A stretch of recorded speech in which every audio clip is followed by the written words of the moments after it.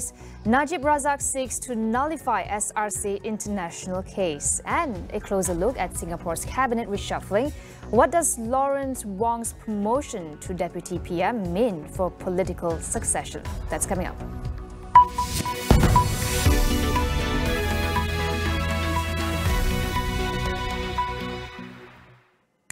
Malaysia condemns the derogatory remarks by Indian politicians against Prophet Muhammad. The Ministry of Foreign Affairs issued a statement welcoming the suspension of the lawmakers involved whose remarks sparked outrage across Muslim countries.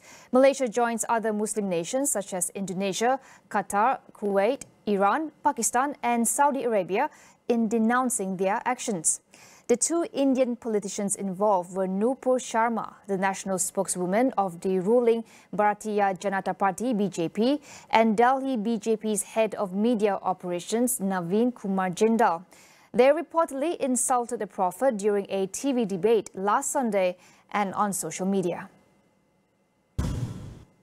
Former Prime Minister Datuk Seri Najib Tun Razak has filed an application to adduce fresh evidence in his SRC international case with the intention to nullify the trial. The additional evidence revolves around Judge Datuk Muhammad Nazlan Muhammad Ghazali's involvement as General Counsel and Company Secretary for the Maybank Group in 2006. Najib's lawyer Tan Sri Muhammad Shafi Abdullah said that Nazlan had several conflicts of interest in the matter. We are saying you hear this application first. Once you hear this application, it depends on how the decision comes about. We think the decision ought to be that forget about the merits of the appeal. He never had a chance in the trial because the trial was unfair. Because the judge who presided over the case had massive conflict of interest in at least 3-4 areas. Massive conflict of interest. He was involved in land banking over matters relating to SRC and 1MDB. Nazlan is the judge who convicted Najib when the SRC international case was heard at the High Court. He sentenced Najib to a 12-year jail term and a 210 million ringgit fine. Najib's appeal is pending before the federal court. The first phase of the Putrajaya MRT will begin operations on June 16th. The line, stretching for 7.5 kilometers from Kuasa Damansara to Kampung Batu in Jalan Ipoh, will be open to passengers at 3 p.m. after its launch by the Prime Minister, Datuk Seri Ismail Sabri Yaakob. The entire Putrajaya line covers a span of 57.7 kilometers with a total of 36 stations from Kuasa Damansara to Putrajaya. The first phase of the Putrajaya line covers 12 stations above ground, with 8 of them offering park and ride facilities. The rest of the stations will open in phase 2, which is expected in January 2023. A total of 49 trains will run on its tracks with a capacity of 1,204 passengers for each train. The government has begun work on replacing its blanket petrol and cooking oil subsidies with a more targeted approach. Minister in the Prime Minister's Department for Economy, Datuk Seri Mustafa Mohamad, told Bloomberg TV today that 4 areas have been identified for targeted subsidies. Work has begun on targeted subsidies. The target is to ensure that those who need subsidies will get the subsidies, but the top 20%, for example, there's no specific decision yet, but that's in the works, meaning those who deserve to be subsidized will continue to receive the subsidies. There are 4 main subsidies. One is cooking gas, another cooking oil. The other will be petrol and diesel. So those are the 4 main subsidies. The biggest would be what we call petrol, around 95, and the bulk of subsidies go to this particular category. So there are 4 different subsidies. So we're looking in all the 4 cases at targeted subsidies. The sooner it is done, of course, it will relieve the pressure on the government's budget. The Finance Ministry had earlier said higher revenue from rising commodity prices was insufficient to offset the spike. Malaysia has also been spending more to subsidize chicken and eggs as consumer prices rise. The government said total subsidy bill could increase to 71 billion ringgit this year. Yes, there'll be a slight increase in inflation. We believe the growth forecast is achievable. There's some challenges out there. Geopolitical uncertainties certainly has been a drag on our performance, but we believe that once again it will be growth with stable prices. Mustafa said Malaysia's inflation rate was expected to increase slightly, yet remain within the forecast range of 2.2% to 3.2% in 2022. Results for the 2021 Sijil Pelajaran Malaysia SPM examinations will be out on June 16th. Education Minister Datuk Dr. Razzie Jiden announced today that candidates can obtain their results in 3 ways. 3 kaedah untuk dapatkan keputusan. Pertama, di sekolah. Yang untuk calon-calon sekolah, mereka boleh dapat keputusan di sekolah mulai jam 10 pagi. Yang kedua, secara atas talian melalui pautan yang akan diberikan juga mulai jam 10 pagi. Dan yang ketiga, melalui SMS pada hari tersebut mulai 10 pagi. Candidates can view their results online at myresults.spm.mov.gov.my. The 2021 examinations were held earlier this year from February 8th to March 29th. A second session was held from April 5th to May 19th for those tested positive for COVID-19, under quarantine orders and impacted by floods. Recurring flash floods and worsening traffic in KL and the Greater Klang Valley area have had many reconsidering the livability of our cities.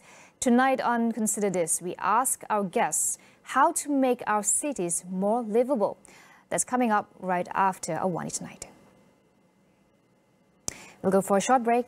Stay with us.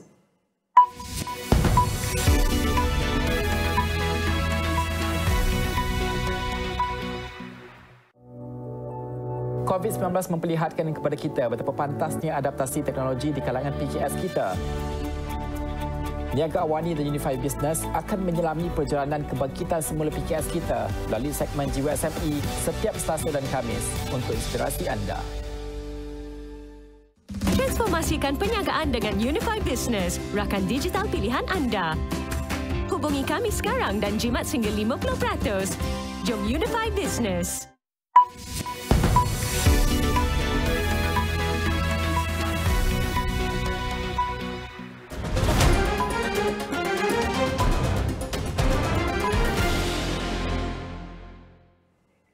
In a cabinet reshuffle on Monday, Singapore Finance Minister Lawrence Wong was promoted to Deputy Prime Minister, cementing his standing as Singapore's next Prime Minister.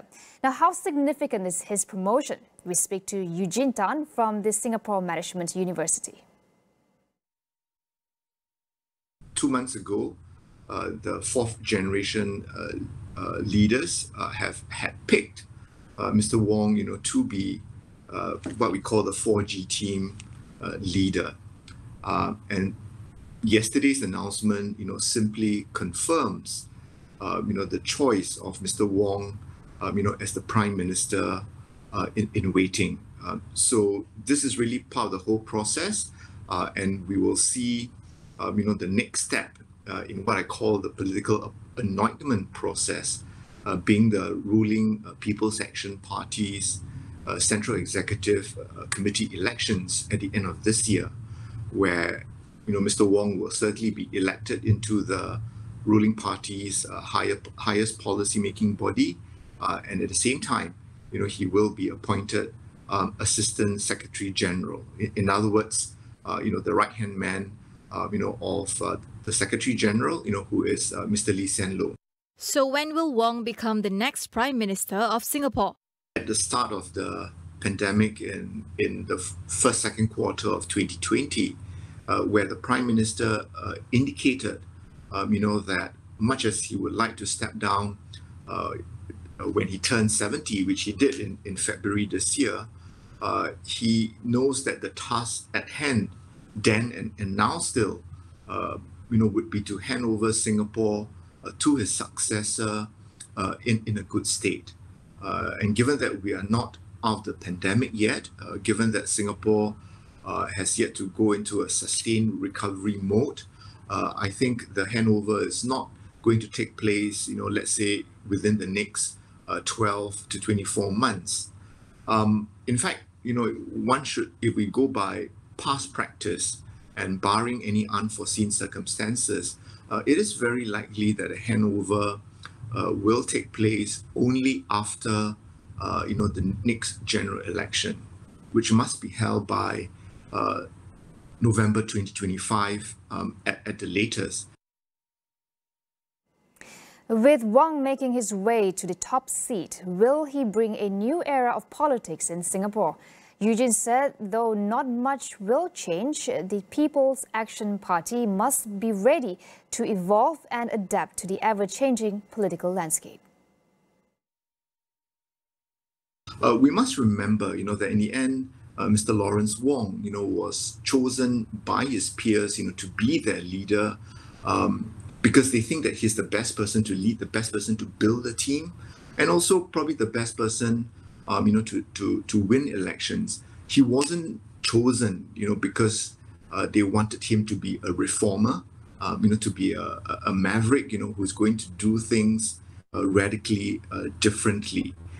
So I think, he will, politics will evolve, but politics will evolve in Singapore, in an incremental way. I think that the challenge always, for the ruling party is to be able to dictate, the pace of political change. I think what they would want to avoid is for political change to be dictated onto them.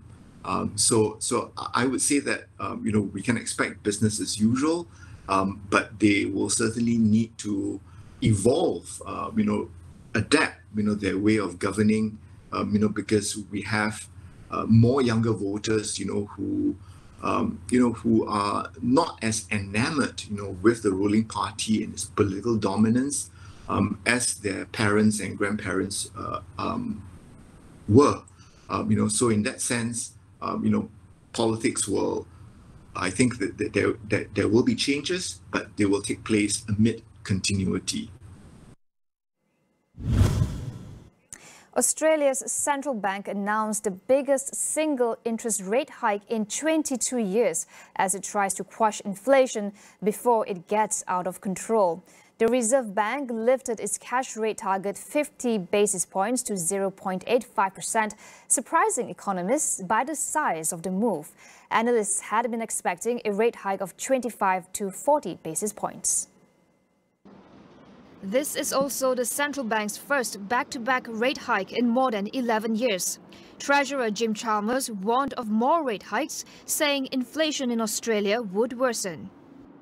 It is the universal expectation across economists and government and the Reserve Bank that this inflation challenge will get harder before it gets easier. Australians already know that because they're paying ever higher prices for their groceries and for their energy, and now to service their mortgage as well. April data showed Australia's inflation rose to 5.1% in the year through March, sharply higher than the 3.5% in the quarter before. Japan is finally accepting tourists again later this week after 2 years of pandemic restrictions. But there are rules in place. Foreign tourists will be required to wear masks, take out private medical insurance, and be chaperoned throughout their stay. According to government guidelines, only visitors on package tours will be allowed in during the first phase of reopening, and travel agencies will have to ensure that visitors wear their masks. Japan has imposed some of the strictest border controls in the world over the course of the pandemic, banning the entry of almost all non-residents. As most of the rest of the world opens up from COVID-19 lockdowns, Japan is also relaxing its rules. Japan will accept tour groups from 98 countries and territories, including Malaysia, starting Friday. That is all we have for you on AWANI tonight. I'm Cynthia Ng. Thank you for watching.